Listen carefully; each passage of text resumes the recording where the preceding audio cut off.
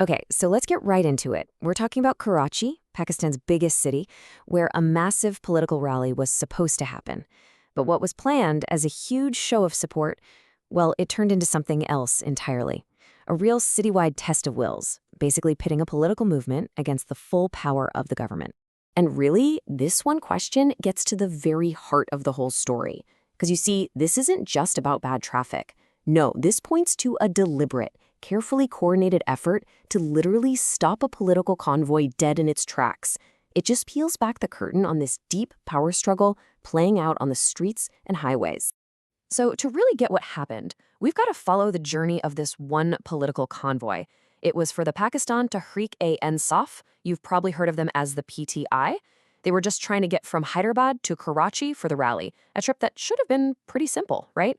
Well, it turned into this grueling, frankly insane obstacle course. I mean, just look at the difference here. It's staggering. A 160-kilometer drive, something that should take 2 hours, maybe a little more with traffic, stretched into over 7 hours. And get this, after all that time, the convoy still wasn't even at its destination.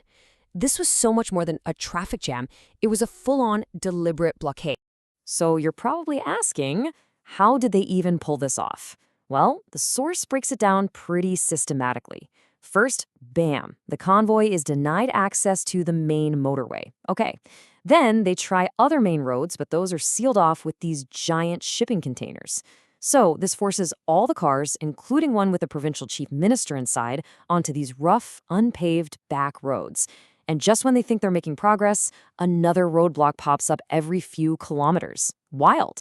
In this quote from journalists who were right there in the thick of it, just captures the whole vibe perfectly. They're saying that despite all the official resistance, the public support for the convoy was just overwhelming, something they'd never seen before. They were blown away by the crowds, saying that the people on the street seemed even more organized and determined than the politicians they were there to support. And the roadblocks weren't just on the journey itself. Back in Karachi, at the actual rally site, Bagh-e-Jinnah, things were heating up. Police actually raided the area while workers were setting everything up. This led to clashes, people getting arrested, and property being destroyed. They even damaged journalists' cars in all the chaos. It really shows there was this intent to just shut the whole thing down from every possible angle.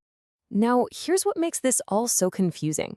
The provincial government, which is run by the Pakistan People's Party, or PPP, had actually seemed pretty cool with the rally at first. So this sudden, really aggressive U-turn was a total shock to everyone. It brings us to the big question, right? Why the sudden change of heart? What was going on behind the scenes? The source material doesn't give us one easy, simple answer. Of course not. Instead, it points to this really complex game of chess being played between different political parties and a force that in Pakistan is often just called the establishment. We're talking about the country's powerful military and intelligence agencies. So the source basically lays out three main theories. Theory 1, the PPP and the establishment cooked this up together, like a good cop, bad cop thing. Theory 2, the establishment started to get really nervous about how much support the PTI was getting and basically forced the PPP's hand. And then there's Theory 3, that the pressure came from another rival party, the PMLN, who didn't want to look soft on their mutual opponent. And to make things even murkier, you have this anonymous quote, supposedly from a provincial minister, who was right in the middle of it all. When a journalist asked him what was going on, he allegedly said, "We are not doing this, someone else is." And in Pakistan, when a politician says someone else, it's pretty much a universal code for the military establishment. Now, it's really important to remember that this whole showdown in Karachi wasn't happening in a bubble. There were other major things going down at the exact same time. And they give us some much-needed context for this whole power struggle.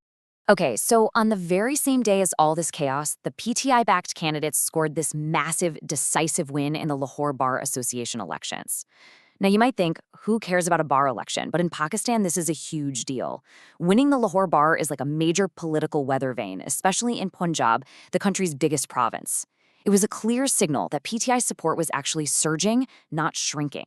The source then kind of zooms out and draws a parallel to another big struggle happening at the time between a government and its people over in neighboring Iran. The comparison is really there to show us how these internal conflicts don't stay internal for long anymore. They attract a ton of international attention. And this really highlights the new playbook for modern protest movements, doesn't it? You've got political pressure coming from world powers like the US and the EU, But then you have this incredible tech factor, with companies like Elon Musk's Starlink just flipping a switch and providing satellite internet to get around government blackouts. This whole battle over information is a theme that connects what's happening from Tehran all the way to Karachi. So, at the end of the day, the source argues that after all the political games and government blockades, the power has actually shifted. The focus isn't really on the leaders stuck in a convoy anymore. It's now on the ordinary people, the citizens of Karachi, to decide what happens next.